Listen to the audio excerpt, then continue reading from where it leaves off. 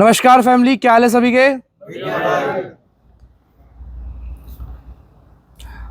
तो आज एक और खुशी का दिन, ये महीना पूरा है नहीं, बहुत सारे सेलिब्रेशंस के साथ जा रहा है नहीं।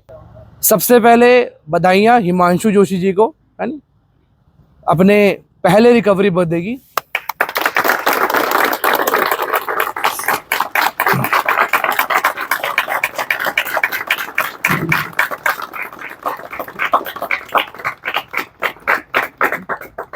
तो रिकवरी बर्थडे के बारे में अब तो काफी सारे जनों को पता लग गया होगा है नहीं। रिकवरी बर्थडे को, रिकवरी का क्या मतलब है? रिकवरी का क्या मतलब है? सिंपल साधारण शब्दों में रिकवरी का क्या मतलब है? क्या किसी भी चीज से रिकवर होके आना। रिकवर मतलब कुछ भी हो सकता है। लीवर खराब हो गया जी, डॉक्टर ने दवाइयां दी, रिकवर हो रहा हूँ, मेडिसिन खा रहा हूँ है नहीं। कोई जिम वाला बंदा होगा है ना, कुछ टाइम बहुत अच्छी बॉडी बिल्डिंग करता है, फिर छोड़ देता है, फिर 2-3 साल बाद दोबारा शुरू करता है, रिकवर कर रहा हूँ, मसल्स रिकवर कर रहा हूँ अपने, दोबारा से वो चीज पा रहा हूँ है नहीं। वैसी रिकवरी है। रिकवरी का मतलब ही है, यहाँ भी रिकवरी को यही कहा जाता है कि क्या, जो जीवन, जो लाइफ खत्म हो गई थी, जो लाइफ हमने खो दी थी, लाइफ क्या है? अगर यहाँ पे कोई बच्चा बैठा होगा 18-20 साल का, क्या है उसके लिए लाइफ? माँ बाप का प्यार, अपनी हेल्थ, करियर, यही होती है 18 से 20 साल के बच्चे की दौड़, और क्या है नहीं। तो वो खो के यहाँ बैठा हुआ है पाने के लिए, तो वो रिकवरी की दौड़ में है नहीं। भाई साहब है ना, हिमांशु जोशी जी हैं, 40-45 साल की उम्र है नहीं।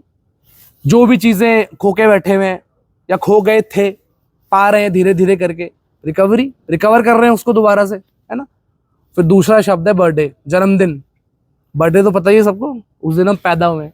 तो जब इन दोनों चीजों को हम कंबाइन करते हैं ना, वो आता है रिकवरी बर्थडे, जिसका अर्थ यही निकलता है कि जब हम यहाँ इलाज लेने आए, जब हमें नया जीवन मिला, दूसरी बार मौका मिला, सब कुछ हर किसी को नहीं मिलता है दोस्त, हर किसी को ही मौके फिर से नहीं मिलते हैं। बहुत चुनिंदा लोग ही हैं यहाँ पे बैठे हुए। बाहर भी आप जाएंगे, अभी इसी गेट के बाहर जाना आप, पता नहीं कितने मिलेंगे आपको। यहाँ पे एक ठेका है ममूरा में, शराब का ठेका है, पड़े गिरे मिलते नीचे, उनको रास्ता ही नहीं मिल रहा, उनको मौका ही नहीं मिल रहा है। उज्ज्वल जी ने बहुत कुछ बताया रिकवरी के बारे में, रिकवरी क्या है।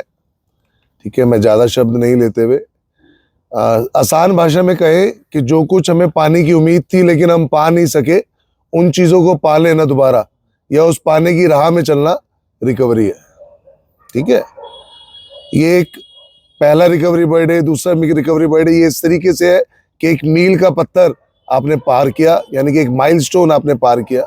जैसे यहाँ से अगर हम कहीं पे भी जा रहे हैं, मान लो लुधियाना जा रहे हैं यहाँ से, तो रास्ते में एक पत्थर लगा हुआ आता है जिस पे लिखा होता है लुधियाना इतने किलोमीटर, जिससे आपको अंदाजा रहता है कि इतने किलोमीटर हम पार करके आ चुके हैं। देखा ना, साइड में, रोड के साइड में लगा होता है, उसे कहते हैं मील का पत्थर, माइलस्टोन।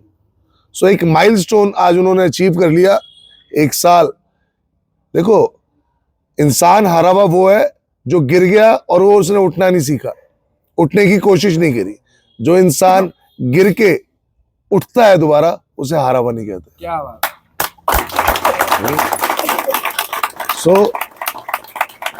ये एक बहुत बड़ा एनकरेजमेंट है, प्रोत्साहन है हम सभी के लिए, आप सभी के लिए भी, कि इंसान थक जाता है जरूर लेकिन हारता नहीं है जिंदगी के अंदर।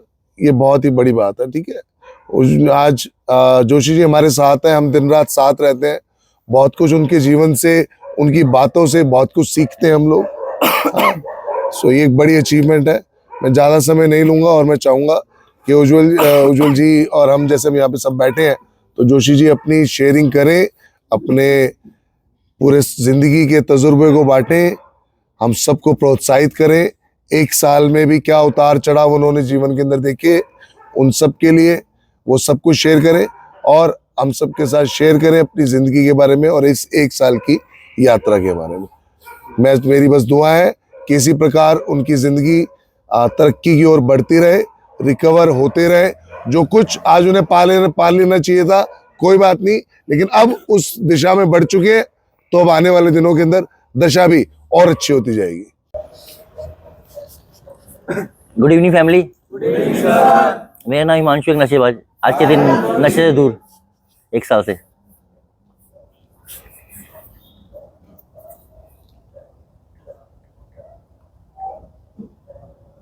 बहुत पीछे जाना पड़ेगा ना। तो शुरुआत होती है, मतलब मैं 93 से ही लग रहा याद करता था ना, मैं पहले 89 से बताया था, मतलब मैं 13 साल का था, 11-12 साल का होऊंगा तो मेरे फादर एक्सपायर हो गए थे। उसके बाद से ही चीज़ें बहुत बदलनी शुरू हो गई, मतलब जब फादर एक्सपायर हुए 11-12 साल का था। मुझे याद है कि मैं क्रिकेट खेलता था, तो जहाँ क्रिकेट खेलते हुए ग्राउंड में एम्बुलेंस आई, तो मेरे फादर जब हो गए थे अस्पताल में एडमिट थे, पीलिया हो गया था उनको, ये शराब पीने की वजह से ज़्यादा इन्फेक्शन हो गया था, तो जॉन्डिस फैल गया ज़्यादा, तो एक्सपायर हो गए। तो जब घर लेके उनको आए होंगे तो रोना धोना आ रहा था, मैं तब भी खेल ही रहा था। आजकल तो बच्चे बहुत समझ रहे थे, लेकिन मैं शायद याद था मुझे कि मेरे को बोला रिश्तेदार आके बार बार जाके कि जाते थे अपने पापा के पैर तो छू ले जब जा रहे हैं। तो मैंने कहा मेरी बैटिंग की बारी रह गई अभी, तो मैं वो लेके आऊँगा तो छूँगा, वरना फिर मेरी बैटिंग की बारी चली जाएगी। तो कैसी मानसिकता होती है बच्चे की, वही थी मेरी उस टाइम भी, मुझे वो याद है दिन में अभी तक। फिर मेरे ताऊ जी या चाचा थे, उन्होंने एक झापड़ वापड़ मारा कि चल जाके पैर छू गया। फिर जब पैर छू लिए मैंने कहा यार क्या झंझट है, पैर छू के वो गाड़ी चले गई, फिर मैं दोबारा खेलने चला गया। तो वहीं से सब कुछ शुरू हुआ है कि मेरे घर का कैसे उसका माहौल बदला, घर में क्या क्या चीज़ें हुई। तो मेरा एक छोटा भाई था और मेरी मदर थी, वो 12th पास थी सिर्फ, जब वो शादी हो गई होंगी ना, 10 साल उन्होंने वैसे देखा शादी के बाद से, दिल्ली में जब आई तो इतनी पढ़ी लिखी थी, 12th भी उन्होंने बाद में ही करी, मेरे फादर नहीं करवाई उनको। तो घर में वही रोना धोना काफ़ी दिन तक रहा कि अब कौन नौकरी करेगा, बच्चों को कौन पालेगा। तो मेरी माँ को इतनी जानकारी नहीं थी दिल्ली जैसे शहर में वो क्या क्या चीज़ें होती हैं। तो जैसे तैसे उनकी सरकारी नौकरी लग गई मेरे फादर की जगह। जब सरकारी नौकरी लग गई तो मिनिस्ट्री में लगी थी, उनकी होम मिनिस्ट्री में। तो मैं वो चीज़ें देखता था, वो उनको ये लगता था कि बच्चे, मतलब पहले मेरे बारे में सोच रहे कि जॉब लगे, लेकिन मैं 11-12 साल का था, मेरी जॉब लग नहीं सकती थी। और मेरी मम्मी का मन नहीं था जॉब करने का कुछ भी, कि बच्चों को कौन देखेगा, बच्चे फिर कैसे रहेंगे। ऊपर से मेरे कुछ रिश्तेदार ऐसे थे कि चाचा वाचा जो मतलब बार बार टॉर्चर करते चीज़ों के लिए, जो पापा के पास कुछ चीज़ें थी, वो बंटवारा, जमीन की बातें, ये वो, तो बड़ा अजीब सा चलता था। और मैं देखता रहता था उन चीज़ों को, समझ में आता, लेकिन मेरे को लगता था एक जैसे पावरलेस बोलते हैं ना हम लोग, पावरलेस या बेबसी सी, कि मैं जल्दी बड़ा हो जाऊँ, कि मैं जो मेरी माँ को कुछ बोलते हैं या मेरी माँ रोज रोती है इस चीज़ को देख के हमें कि हम कब बड़ा, तो उसका मैं कोई सोल्यूशन निकाल लूँ इस तरह से, कि ये लोग जो है ना, मतलब सेफ्टी इसी लगती है मुझे मदर के लिए अपनी ना, कि यार बड़ी परेशान सी रहती हैं। तो उनकी ट्रेनिंग वेनिंग भी करवाई गई, क्योंकि जॉब के बारे में कुछ पता नहीं था उनको, पहले उनको टेम्परेरी रखा गया। फिर जो ये चीज़ें चल रही थी ना, उस दौरान में क्या होता था कि पैसे की दिक्कत आती थी, बहुत सारी चीज़ होती थी। तो मैंने देखा कि जब भी मम्मी घर पे आई हैं, कभी जॉब से वापस आती थी, तो हमारे टाइम पे ना वो चलती थी रेड लाइन ब्लू लाइन। तो बसों में क्या होता है, बहुत धक्का मुक्की होती है लेडीज़ के साथ, है ना, बड़ा अजीब सा टॉर्चर होती है, लेडीज़ होती है ना, जब फीमेल्स जाती हैं तो सभी तरह के, मैं तो मानता हूँ इन चीज़ों को, क्योंकि मैं खुद ही ऐसी रहा हूँ। जब पर्सनैलिटी खराब हो गई थी तो पता चला ना मैं किस किस तरह के नियत रखते हैं हम लोग किसी के ऊपर भी, है ना। तो मेरी मम्मी जब भी आती थी तो बैग हमेशा फेंक दिया करती थी लाके, कि तुम लोगों की वजह से मुझे ऐसे ऐसी लोग मतलब देखते हैं, या कहते हैं ना, मतलब कोई मुझे वो नहीं, बैड टचिंग होती है बस में या कुछ भी होता है, तो मुझे रोना रोज का रहता, रोज रोना हुआ मैंने कम से कम 10 साल तक रोज घर में रोना देखा था, जब तक मैं नशा करने लगा नहीं, मतलब, है ना। उस दौरान तो मेरे को लगता था कि मैं जल्दी बड़ा हो जाऊं, या ऐसा लगे ना मुझे इस तरह से, और मैं कुछ कर नहीं पा रहा हूँ। मतलब ये आप 30-40 साल पहले की हाँ, जब शुरुआत बता रहा, दिल्ली दिल्ली है। उस टाइम से ही चल रहा। हाँ, है ना। अब उनको अब रोज हमारे घर में एक लैंडलाइन लगा होता था उस टाइम पे ना, सरकार की तरफ से लगा होता था, तो जो ऑफिस से फोन आने या किसी रिश्तेदार के फोन आने, तो मेरी मम्मी हमेशा हमें फोन करती थी कि इसको मना कर दे, मैं घर पे नहीं हूँ, किसी जेंट्स के या किसी तरह के इस तरह के ना, कि मैं घर पे नहीं हूँ या नहीं हूँ। तो मैंने देखा ना, लेडीज, मेरी माँ है वो, कोई मेरी माँ से अगर बदतमीजी कर रहा है तो किसी को शेयर तो कर नहीं पा रही, लेकिन उनकी जो बॉडी लैंग्वेज थी, जो बातें करती थी मेरी मौसी से शेयर करती थी, तो वो मैं सुनता था। ठीक है, वो बताती नहीं, लेकिन मैं ऑब्जर्व कर लेता, क्योंकि 2-3 साल हो गए थे इस बात को, 14-15 साल के 10th में आ चुका था मैं।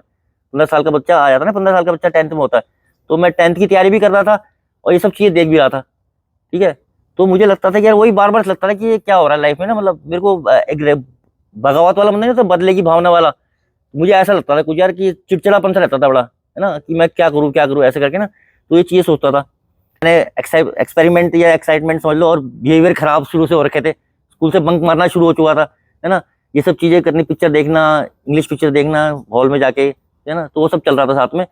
इसलिए हो रहा था कि पेरेंटिंग कहना चाहिए या कुछ भी कहना चाहिए, वो मेरी मदर को ना सिर्फ खाना हमें कैसे प्रोवाइड करना उस चक्कर में लग रही थी बस। वो हम लोग घर में क्या करते हैं, कैसे रहते हैं, उनको नहीं पता था, क्योंकि सुबह 9 बजे निकल जाती थी और शाम को 6 बजे करीब आती थी। और 6 बजे आने के बाद भी वो अपनी जो फ्रस्ट्रेशन होती थी वो किचन विचन में बर्तन धोना और 10 बजे जाके सो जाना उन्हें। अब ये था कि बार बार लोग ये बोलते हैं बड़ा लड़का है तुम्हारा, तो लड़का है, ये कुछ करके दिखाया, कुछ करके दिखाया, इसी विश्वास में और कॉन्फिडेंस में रही वो कि शायद, क्योंकि हम करते थे इस तरह से, उनके सामने ठीक ठाक रहते थे, सब कुछ झाड़ू पोछा सुबह घर में कर देना, मदर के आने से पहले ये सब करना, अपने काम प्रिपेयर करना, शाना दिमाग चला, कहते हैं ना, कैसे हम, है ना, अपनी बातों को छुपा के रखना, मम्मी को शेयर नहीं करना, मम्मी वैसी परेशान, इनको क्या बताएं, टीचर ने मारा है हमें, हम स्कूल से बंक कर रहे हैं, एप्लीकेशन लिखवानी है, ये सब चीजें हम पहले से प्रोवाइड कर ले, मतलब दोस्त के बाप को बाप बना के ले गए, इस तरह की चीजें ये बिहेवियर में आ चुकी थी पहली। लेकिन जो मेन प्रॉब्लम थी वो मन ही मन में गिल्ट थे बहुत सारे मेरे, जो मैं मम्मी को इसलिए नहीं शेयर कर पाता था कि मम्मी पहले से ही बहुत ज्यादा हुआ है ना, और चाहता था अच्छा करना, लेकिन उसकी जगह मैं गलत करने लगा था, मैं बड़ा बन रहा था कि ये जो चीजें है ना बड़े लोग करते हैं, दोस्ती भी बड़े लोगों से, 10th में था, 12th के लोगों से, बड़े लोगों से जो वहाँ पे बाहर रहते हैं, है ना, मॉनिटर्स हैं, ये वो जो बुली करते लोग, उनके साथ उठना बैठना, इससे लगता है कि शायद बड़ा हो रहा हूँ। सिगरेट पीना शुरू कर दिया इस चक्कर में कि बड़े लड़के सिगरेट पीते, जल्दी बड़े होने के, ये मेरा नशा का यही था सबसे बड़ा, कि इन चीजों को पीने के बाद बड़ा ही होता है आदमी, कि बड़ी उम्र के लोग ही कर रहे हैं इसको ना, मैच्योर लोग जो करते हैं ना, उसमें हाई लेना इस चीजों में। तो भाई ये चीजें धीरे चलती है, तो मुझे कब ना मैंने मजे के लिए किया ना किसी, मुझे पता नहीं मैं इस रोड में कैसे आ गया, मुझे ऐसा नहीं कभी लगा कि मैं दारू पी के मुझे मजा आएगा या नशा करके मुझे आया बजाएगा। जो एक मेरी संगत थी ना वो गलत हो गई शुरू से ही, है ना, मैं उन्हीं ग्रुप में चला गया, मुझे इसका नुकसान फायदे के बारे में कुछ नहीं पता था। अब मुझे ये भी नहीं पता था कि कोई लत है या मैं इसको छोड़ पाऊंगा नहीं, और साथ में मैं रिस्पॉन्सिबल बनने की कोशिश भी करता था। ठीक है, 10th में क्लास में जब मैं बोर्ड के पेपर दे रहा था तो मैं खुद भी 2 बच्चों को ट्यूशन पढ़ा रहा था 8th क्लास के, 8, हाँ, तो ये चीजें भी साथ में चल रही थी। लेकिन एडिक्शन का इतना नहीं हुआ था, सिर्फ चोरी छिपे हो रहा था कि कूल बनने के लिए, सिर्फ वो जो होता है ना वो लाइफ में था। 12th तक, 10th 11th के बाद जब मेरा परसेंटेज ठीक ठाक आई अच्छी, तो मेरे को लगा कि मुझे साइंस लेनी है, और मैंने सोचा कुछ अच्छा करने के बारे में। फिर किसी ने मुझे बताया, एडवाइस किया कि साइंस में तू ज़्यादा मेहनत करनी पड़ेगी, ज़्यादा पैसा लगेगा। उस टाइम अकाउंट्स का टाइम ज़्यादा चलता, कंपनी सेक्रेटरी, सीए वीए के बारे में ज़्यादा लोग सोचते थे। तो मैंने कहीं लोधी रोड में एक फाउंडेशन स्कूल है, वहाँ पे एंट्रेंस एग्जाम दिया तो मैं पास हो गया सीएस के लिए। तो उन्होंने कहा 11th क्लास के बाद आपको फाउंडेशन कोर्स 2 साल का होगा, उसके बाद ग्रेजुएशन इसके साथ हो जाती है। तो ICWA भी हुआ करता था उस टाइम पे, तो मैंने वो भर दिया, तो मैं उससे पास हो गया। तो फिर मुझे वहाँ से वो मिली स्कॉलरशिप अपने स्कूल से। तो मुझे एक पब्लिक स्कूल है हमारे वहाँ भीखाजी गांव प्लेस के पास ही है, सेंट्रल एकेडमी, मैं वहाँ चला गया। मतलब उन लोगों ने मुझे वहाँ भेज दिया पब्लिक स्कूल में, मेरी सब फीस माफ हो गई, ये लड़का ही पढ़ेगा। तब तक सब कुछ ठीक था, फ्यूचर भी लग रहा था, और बस वो शुरू हुई थी। वो दारू वारी मैंने 1-2 बार पी होगी, ज्यादा नहीं पी, मतलब हाँ वो चस्का लगा था बस, वो सिर्फ तो 2 साल हो गया, वो मैं बात भूल गया 1 साल तक। फिर क्या हुआ कि वहाँ जहाँ मैं पब्लिक स्कूल में गया, वहाँ पे थे बड़े बड़े घर के लड़के जो गाड़ियों में आते थे, ज्यादातर गाड़ी वाले थे। उस टाइम पे 4 व्हीलर स्कूल में लाना बहुत बड़ी बात होती थी, आज से 20 साल पहले, 20 साल भी 25 साल पहले, हाँ आज भी है ना, वो उस टाइम की बात थी, है ना। उस टाइम हमें लगता था ये स्कूटी भी मतलब वाली बात थी ना, वो बाइक में आना, स्कूटी में आना। वो 12th क्लास के बच्चे थे, जो कॉलेज का एटमोसफेयर था उस स्कूल का, ठीक है। तो वहाँ पे क्या हुआ कि मुझे नई चीज पता लगी है कि शराब की बदबू से 1-2 बार मेरे घर में पंगा हो गया था मुझसे, है? तो मैंने कहा यार ये, अब मुझे ऐसा लगता था कि जो पढ़ाई करता हूँ ना मैं, जब हम इस चीज को करते हैं तो इससे कंसंट्रेशन पावर बढ़ती है हमारी। तो मैं ज्यादा देर तक पढ़ाई करता हूँ, रात को ज्यादा देर तक जग के पढ़ता, मतलब मोटिव ये था शुरू में नशा करने का कि ज्यादा देर तक पढ़ाई कैसे करी जाए, है ना, इतनी देर 2 घंटे 3 घंटे। तो मुझे उस टाइम पता लगा कि ये जो आपकी कोरेक्स उस टाइम आती है, फेंसिडिल आती थी, मतलब ये कोडीन सिरप जो होते हैं, तो उसको पीने से क्या होता है कि इसमें अफीम की कुछ मात्रा होती है, कोडीन की मात्रा होती है, जिससे आप कोई चीज पे ध्यान लगाओगे तो बहुत देर तक लगा रहेगा, काफी देर तक, 2 घंटे पढ़ सकते हो आप, 3 घंटे पढ़ सकते हो। ये मतलब इस तरह की सलाह मुझे मिली, और मुझे इस बारे में बताया गया कि ऐसे IIT के लड़के भी ये पढ़ते। उस टाइम बड़ा क्रेज था नया नया, IIT हमारे पास में करके मुनिका में, तो वहाँ पे भी ये पर को मेरे मामा का लड़का है, वो IIT कर रहा था, उसने पास आउट कर लिया था। वो उसकी शेयरिंग मतलब आपस में बात करता है, तो उसने मुझे कि आशु, मेरा नाम आशु घर का निक नेम, तो तू यार पढ़ाई IIT जाइयो, ये करियो, मतलब फ्यूचर के बारे में बड़ी बड़ी बात सोचता है, हर कोई बंदा सोचता है। मैंने करा कुछ नहीं पाया मैं, लेकिन MBA के बारे में सोचा, CS के बारे में सोचा, CA बनने के बारे में सोचा, काफी चीजों के बारे में सोचा। लेकिन क्या हुआ कि जब 12वीं के अंदर मैं पहुंचा, तब तक क्या हुआ कि वो कोरेक्स पीने की जो आदत थी ना, वो इतनी लग गई कि मैं हर चीज में स्लो हो गया। जो पेपर 1 घंटे में वो क्लियर करना होता, वो 3 घंटे लगते थे उस काम करने के लिए। मैं स्टडी कर रहा था, रिसर्च कर रहा था, सब कुछ कर रहा था, लेकिन वो जो नशे की आदत पड़ी ना, मुझे ऐसी पड़ी कि उसके बाद मैंने पीछे मुड़ के नहीं देखा। मतलब ना आधी कोरेक्स करते करते 1 कोरेक्स 2 कोरेक्स 3 कोरेक्स एक दिन के अंदर। अब मैं पढ़े जा रहा हूँ, लेकिन मुझे ये नहीं पढ़ रहा मैं क्या, मतलब मुझे लग रहा है कि पढ़ाई कर रहा हूँ, है ना। और जब मेरा एग्जाम हुआ 12th में, तो मैं पीके पहुंचा हुआ था।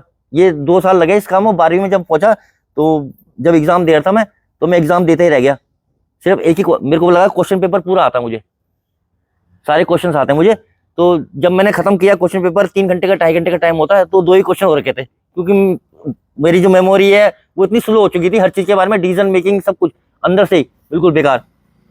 तो रिजल्ट आया उसका, तो विश्वास ही नहीं हो किसी को कि मतलब मेरी कंपार्टमेंट आ गई 12th में, ऐसे करके किसी को विश्वास नहीं हुआ। हाँ, वो लगा किसी को, और मेरे को भी खुद नहीं लगा। तो मैंने क्या करा, अब मैं क्या जवाब दूंगा, घर में कैसे पहुंचूंगा। तो फिर मुझे किसी ने एडवाइस करी कि एक 10 नंबर की गोली आती है, आदमी उसको खा के अपनी पावर्स दोबारा से एक्टिव कर सकता है। और जो आपने कोरेक्स पी के या फेंसिल पी के आपने नशा किया, उससे आपका माइंड स्लो हो गया, ठीक है। अब जो आप ये टैबलेट्स खाओगे, तो इससे माइंड बहुत एक्टिव हो जाता है। भाई ये सब पीयर ग्रुप्स में बातें चलती थी, वो करते हैं जो लोग यूज कर रहे हैं उस टाइम। तो मेरे को लगा, और फिर ये भी कहा फिर कि मैंने 1 गोली कैसा था, 2 गोली कैसा। फिर क्या हुआ कि मेरे को लगा कि ना मैं बहुत डिप्रेशन में हो गया था उस टाइम। मेरे को उम्मीद नहीं थी कि मम्मी को क्या जवाब दूंगा।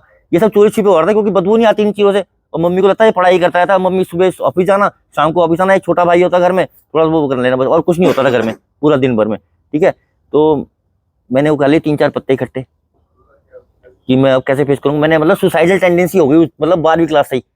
जब मैं कोई काम अच्छा करना ही चाह रहा हूँ, मेरे अंदर ही अभी तक ही है, जब मैं किसी को फेस करने में बहुत दिक्कत होती है मुझे। अगर मैं कुछ कर लूँ, और अगर मैं कोई काम करने की सोचता हूँ, मुझे लगता है गलत ना हो जाए, इसलिए वो काम करता ही नहीं हूँ मैं। वो तब से चला आ रहा है, क्योंकि मैंने जब भी कुछ करा ना कॉन्फिडेंस में, तो मैंने हमेशा पता नहीं क्यों रीजन गलत रहा है मेरे, कुछ भी रहा, मोटिव क्लियर रहा, लेकिन उसका तरीका हमेशा गलत रहा मेरा। मैंने अपनी चलाई हमेशा, ठीक है। मैंने अपने से बड़े से या कोई ऐसा बंदा जो सक्सेसफुल हो लाइफ में, जो जिम्मेदार रहा, उससे कभी एडवाइस नहीं ली मैंने 4-5 जनों की सुनी, और जहां मैं कंफर्ट जोन हुआ करता था, मेरा जो तरीका बचने का होता था, जिससे ज्यादा फेस ना करना पड़े, ये तरीके, इसी वजह से मैं नुकसान उठाया हमेशा। तो वहां से मैं फिर वो अनकॉन्शियस हो गया। 3 दिन बाद मुझे होश आया, मैं हॉस्पिटल चला गया। तो मैंने पता नहीं कितनी गोली उसके 15 इकट्ठे ले लिए खूब सारे, और डाइज़ेपाम, एल्प्रेक्स, ये सब भी खा लिए कि अब कोई बात नहीं, जिंदगी बेकार है। मैंने क्या सोचा था माँ के बारे में, उनके लिए कुछ करके मानूंगा, और इनको पता चलेगा कि मैं फेल हो गया तो क्या इनकी मतलब असर पड़ेगा, इस तरह से ना। तो जब मेरी आँख खुली, तो मेरे यहाँ पाइप लगा हुआ था, ये पहला था मेरा ओवरडोज का। यहाँ पाइप लगा हुआ था, और वो कुछ काला काला निकाल रहे थे अंदर से ऐसे करके। और मेरे को पता लगा कि मैं 3 दिन बाद उठाऊँ। मेरी माँ रो रही थी बैठ के वहीं पे, जैसे वो होता है, 1-2 रिश्ते मामा थे मेरे। फिर क्या करा, उस दिन के बाद मेरे मम्मी ने मेरे मामा को बुला लिया बरेली से, कि मेरे घर में बच्चे इस तरह से बिगड़, उनको पता लग गया कि बिगड़ गया है, या इनकी देखभाल करने वाले, उनको लगा कि अपने ऊपर अफसोस कर रही थी वो। वहाँ भी वो गिल्ट था, जो मम्मी कह रही थी मेरी वजह से हुआ है, ये है वो है। उसके बाप बोलते ना, बाप मर गया, छोड़ के चला गया हमें इस पूरे अस्पताल में, ये हल्ला। और मुझे शर्म आ रही इन बातों से, क्या कर रही है, बेइज्जती करा रही मेरी, मुझे ये लग रहा है। बताओ उस टाइम, मतलब मैं लेटा हुआ, मेरे यहाँ बेइज्जती करा रहे हैं। अब मुझे बेइज्जती कराने का तो मेरा कोई मोटिव नहीं था, लेकिन बेइज्जती मैंने ही कराई है, ठीक है चीजें। अब वो चीज मैं समझ नहीं पाता कभी कि नशा की स्टार्टिंग क्या हुई, मेरे मजा था क्या था, लेकिन हो गई थी। अब वो चस्का ना जो होता है 10 नंबर का या कोरेक्स का, वो अंदर जो केमिकल बोलते हैं ना हम लोग, हमारे अंदर जो खिंचाव होता है, वो चला गया था। अब वो तो तभी सही होता जब मेरी बॉडी से क्लीन होती, लेकिन मैंने कभी इस बारे में सोचा नहीं। लेकिन मैंने उस दिन रात जब मैं हॉस्पिटल में था, तो मुझे लगा कि यार ये चीज गलत है, इसके बारे में कुछ सोचना चाहिए। तो अब छूटे ही कैसे। तो अब उस 12वीं में मतलब ये लगा रहा हूँ मैं, मेरे को ये लग गया था कि मुझे छोड़ने की तरीका सीखना है, कैसे छोड़ूं। तो मेरे कोई अल्मोड़ा से कोई वो आ रखे थे, चाचा की तरह लगते हैं, कजन। तो उनकी वो लोग टेस्ट वेस्ट देने हमारे घर आते थे, चाचा के लड़का ऐसे करने के। हमारे घर में कुछ नहीं खाली होता करता था, वो पढ़ाई करने के दिल्ली आते टेस्ट। हाँ, तो उन्होंने क्राइम ब्रांच का एग्जाम पास किया था। तो क्राइम ब्रांच का एग्जाम पास किया था, तो उन्होंने मेरी हालत देखी। और जब वो पहले मिले थे मुझसे 2 साल पहले, कह रहे हमें तो विश्वास ही नहीं कि आशु ऐसा कर सकता है, ये कर सकता है, इसने तो अपना फ्यूचर कैसे कर लिया फलाने का। तो उन्होंने मेरी मम्मी को बताया कि दीदी, दिल्ली में एक नवज्योति करके एक संस्था है, वहां पे क्या होता है कि ना इस तरह से एडिक्शन का इलाज होता है फलाना ढिमकाना, लेकिन वहां पे क्या है, भर्ती नहीं करते किसी को, है ना। तो छोड़ना चाहता, मैंने कहा मैं छोड़ना चाहता हूँ। तो क्या उन्होंने बताया कि एक नवज्योति करके संस्था है, तेरे को वहां रोज जाना पड़ेगा, वहां जाना पड़ेगा। जब वो उनको लगेगा कि तेरे को एडमिट करना है, तो वो एडमिट करेंगे, उससे पहले वो एडमिट नहीं करते। तो मैंने ठीक है। तो लेकिन अब नशा तो मैं कर रहा था। अब क्या करता था, मैं पैसे ले लेता था 400-500 रुपये रोज के किराए के, है ना। किराया तो लगता था 10 रुपए उस टाइम डेडलाइन भी लेने, लेकिन मेरे को मैं बोल के जाता था उनको कि मेरे को ये चीज ले। मम्मी ने कहा चल अब इसको आदत पड़ गई तो अपने 2-3 पत्ते नाइट्रोवेट 10 के लिए 2-3 कोरेस की बोतल ली और वो अपने पास रखा और फिर वहां सुबह सुबह पहुंच जाता हूँ ओपीडी में।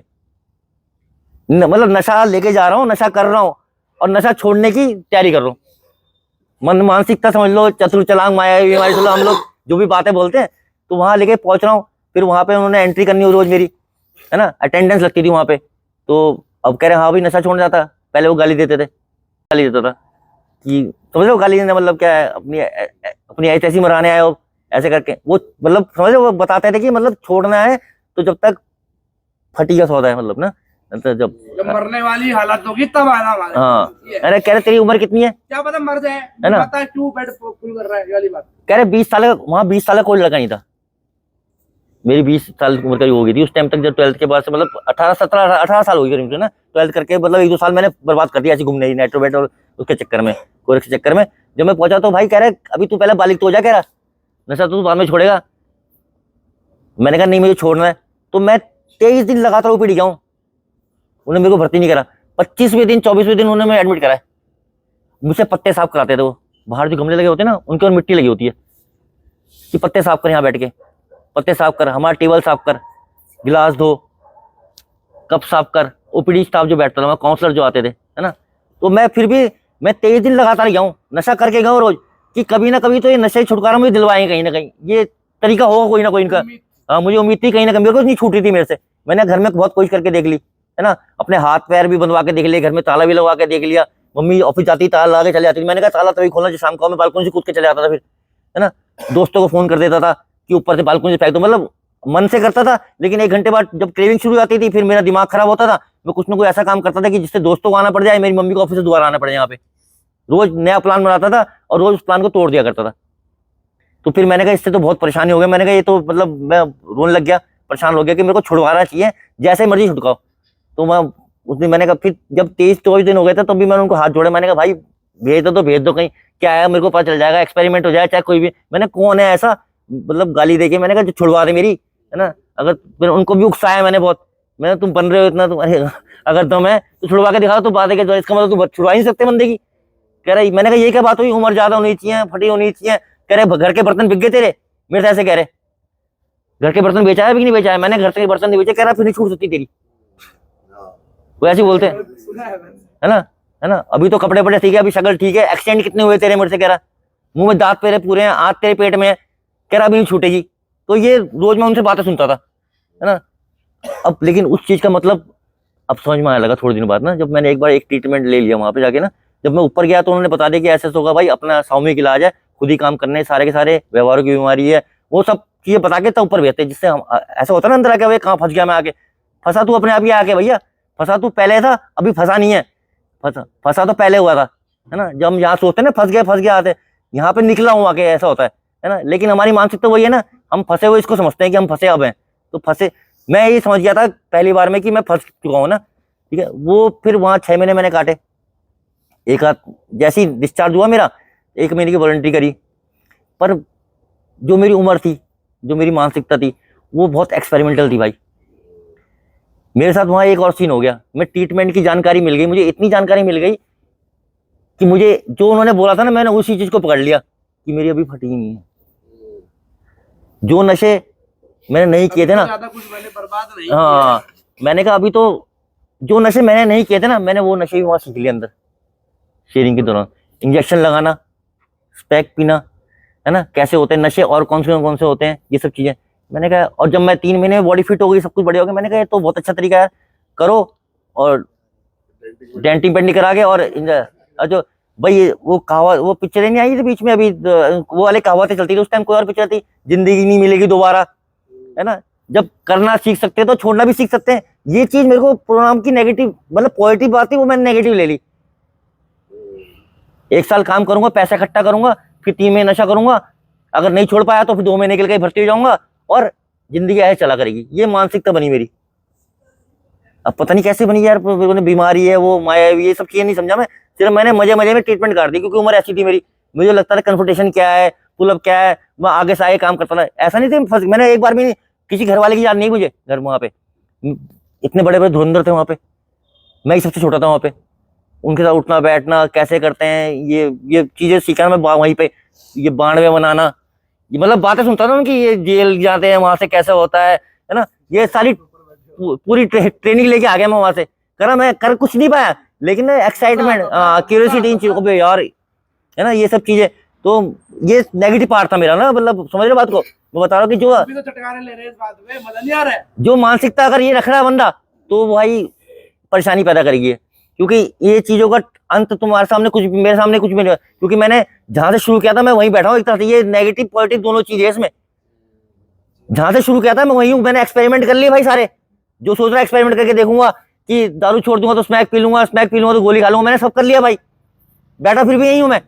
सिर्फ 1 मीटर का फर्क है इतना कि शायद मैं अब समझना चाहता हूँ, ये समझ में आ गई है ना। और जो ये सोचता है, मैंने ये सोच रखी थी भाई कि मैं कर लूंगा, अपनी जिंदगी चला सकता हूँ। अगर सेंटर का इलाज ऐसे लेके डेंटिक पेंटिक होके हो सकता है, तो भाई एक ही तरीका है भाई इसका, सिर्फ ये बात भी मैंने फैक्ट मान ली भाई, कि जो बंदे ने सेंटर में इलाज ले लिया, उसके बाद 2 ही तरीके रह गए सेंटर से जुड़ा रहे, या तो इज्जत से आ जाए, है ना, ताली बजवा ले अपनी, या फिर 4 भाई जो लेके आते हैं, वही तरीके भाई, 2 ही तरीके रह गए मैंने देख लिया। कोई और अगर आप एक बार आपके ठप्पा लग गया इसका, कि आप नशा मुक्ति केंद्र में आए या रिहैब में आए हो या भी किसी इलाज में आए हो, जब आपको जानकारी मिल गई कि नशे का इलाज हो सकता है, ये क्यूरेबल है डिसीज, इसको सुधारा जा सकता है कैसे भी करके, तो उसके बाद आप जो भी करोगे वो चैलेंज करोगे।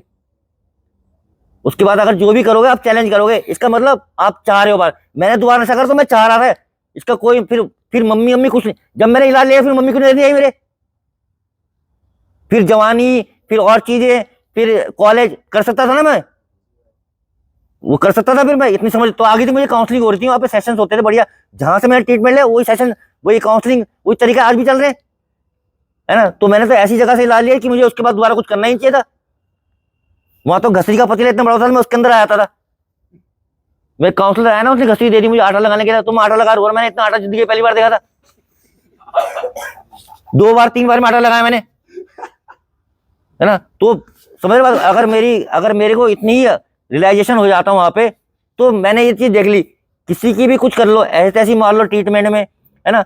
मुझे 3 महीने तक कोई प्रार्थना याद नहीं थी, है ना, मैं सारी प्रार्थना याद कर ली, मेरे को कदम याद हो गए, उसके बाद भी मैं रिकवरी में नहीं रहा। तो ये मतलब नहीं है कि आप सारी प्रार्थना याद कर लिया, आपने स्टेज क्लियर कर लिए और आप बस अब कोई आपका ठप्पा लग गया और अब तू नशा नहीं करेगा, ऐसा कुछ भी नहीं है। जब तक अंदर से आवाज नहीं आएगी भाई, तब तक कुछ नहीं हो सकता। वहां से बढ़िया स्टेज वेज क्लियर करी, 4 स्टेज में था, राशन लेने भी चले आता था, ठीक है। और राशन लेने जा रहा हूँ, फिर वहां पे रास्ते में इंजेक्शन लगवा लिया मैंने, एक वॉलंटरी स्टाफ और था वहां, ये हुआ कि मेरे इंजेक्शन लगाना मेरे वहां से सीखा, वॉलंटरी में इंजेक्शन लगा सीखा मैंने, क्योंकि वहां जो ग्रुप था ना, मेरे को घर जाने का मन ही नहीं करता था। उनकी बातें ऐसी थी, एक्साइटमेंट वाली बातें थी, एडवेंचर। अब कि कुछ चीजें ऐसी होती है जीवन में कि यही है कि भाई आपको लगता है आपका दुख बड़ा है, लेकिन नहीं है। दुख एक बहाना है ना, दुख एक बहाना है। हम सोल्यूशन गलत जगह पे देखते हैं, हमारी पर्सनैलिटी वैसी है। हमें अपनी पहचान को नहीं भूलना कि हम लोग बहुत ही ज्यादा, हम हमेशा ब्लेम गेम खेलते हैं, और नहीं खेलना भाई। जिस दिन ब्लेम गेम, जस्टिफिकेशन करना बंद कर देंगे, शायद पर्सनैलिटी चेंज होगी नहीं, लेकिन अगर पहचानना सीख गए तो जीवन सफल हो जाएगा, वरना बहुत मुश्किल है भाई। उसके अलावा कुछ चारा नहीं है अब, क्योंकि अब जो स्कूल लाइफ इनको देना चाहता था नहीं दे पाऊंगा, लेकिन हो सकता है कि थोड़ा अलग दूं, लेकिन देने लायक तो हो रहा हूँ अभी, यही सोच सकता हूँ मैं, देने लायक तो हो रहा हूँ भाई, है ना। चाहे मैं देसी घी नहीं दे सकता, लेकिन सूखी रेट उसके लायक भी नहीं था मैं। पिछले 4 साल पहले तो कुछ भी नहीं कर रहा था मैं, है ना। घर में क्या कहते हैं, नौकर बन के रह रहा था। नौकर मतलब अपनी सेल्फ रिस्पेक्ट गिरा रखी थी मैंने। बाप क्या होता है, बाप का नाम ही था ना, बाप के फर्ज तो बहुत सारे होते हैं, सिर्फ बाप पैदा करने से थोड़ी बाप हो जाता है, ठीक है। शायद अब बाप का फर्ज निभा पाऊं, अब इतनी उम्र में। बताओ, बच्चे जब 15 साल के हो गए, 11 साल के, अब ये वाली बात है, जब जागो तभी सवेरा सोच लेता हूं भाई, शाना दिमाग चला लूं, चाहे जब भी समझो इसको, है ना। अब जो हाथ में है उसी को संभाल लेता हूँ, बाकी तो खुल गई थी मिट्टी, जो चीज निकल गई भाई, इतना ही हो सकता ना। जो बचा उसको संभाल लूं, रिलेशंस को, बाकी तो कुछ नहीं कर सकता। ठीक है, धन्यवाद।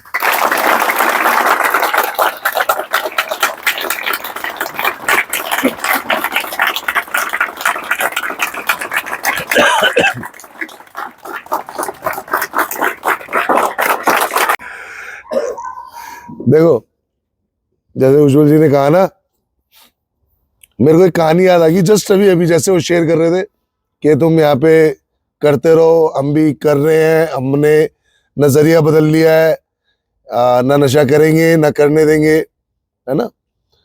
उसके ऊपर एक कहानी मेरे को याद आ गई, सोचा शेयर कर दूं आपके साथ।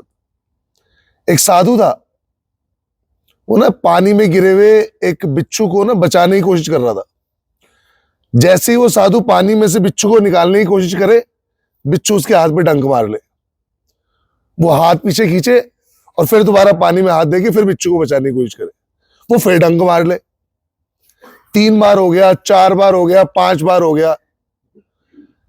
कोई मेरे ऐसा एक इंसान देख रहा था, वो बोला, कहता यार महात्मा जी क्या कर रहे हो आप, वो आपको डंक मारे जा रहा है, आप उसको बचाने की कोशिश करे जा रहे हो। तो महात्मा जी ने एक बड़ा अच्छा उत्तर दिया, बोले ये उसकी फितरत है कि वो डंक मारता है, ये मेरी फितरत है कि मेरे को उसकी जान बचानी है। जब वो अपनी फितरत नहीं छोड़ रहा तो मैं अपनी फितरत कैसे छोड़ूं? ठीक है, आप अपनी फितरत मत छोड़ो, फितरत की बात है दोस्त, हम अपनी फितरत नहीं छोड़ेंगे। एक पाले का फर्क है बस। जोशी जी को देख के बड़ा ही अंदर से ना एक उम्मीद, एक हौसला बढ़ता है हमारा। ठीक है, कुछ लोग 45 साल की उम्र में हार जाते हैं जिंदगी से, क्या ही करना है अब, नजरिया है, क्या ही करना है। लेकिन वो कहते हैं अब अभी तो करना है, अभी तो करना अब तो है, करना है। अब तो करना है। ऐसे इंसान कहाँ मिलते हैं देखने को? नहीं है, बिल्कुल बिल्कुल। एग्जाम्पल्स है। आप शायद ना उनका सिर्फ एक हंसता हुआ चेहरा देखते हो, है ना, मुस्कुराते हुए देखते हो। हमारे साथ रहते हैं दिन रात, हम उनकी बातें सुनते हैं, घर पे जो बात हो रही है उनकी, जिन परेशानियों से जिस दौर से होके गुजर रहे हैं, उसके बाद मुस्कुराना और मुस्कुराते रहना, ये बहुत बड़ी अचीवमेंट है दोस्त। ठीक है, ये बहुत ज्यादा प्रेरित करती है हमें, मुझे पर्सनली प्रेरित करती है कि यार बंदा है यार, जिंदा दिल, हार नहीं मानी जिंदगी से, मजबूत खड़ा हुआ है। वो उज्जवल जी एक बात कह रहे थे, कहते उसके उस बात में था कि गिरते हैं सहसवार मैदान जमीन पर, है हाँ, वो क्या गिरेंगे जो घुटनों पे चलते, हाँ, गिरते हैं सहसवार। जो लड़ेगा वही तो घायल होगा, जो लड़ा ही नहीं है वो तो फिर मरा ही हुआ है। अब आप मरे हुए हो, जिंदगी से लड़ रहे हो, कुछ करना चाहते हो, कुछ पाना चाहते हो, या हार के बैठ जाना चाहते हो, आपके हाथ में।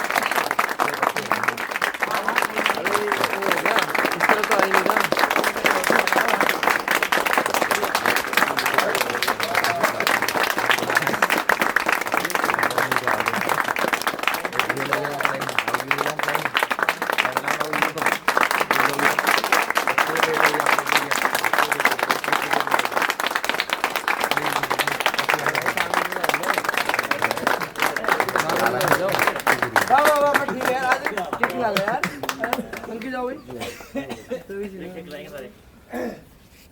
सारे जने आना केक खिला के जाना ध्यान रखना कम कम खिला चेयर पर अगले दिन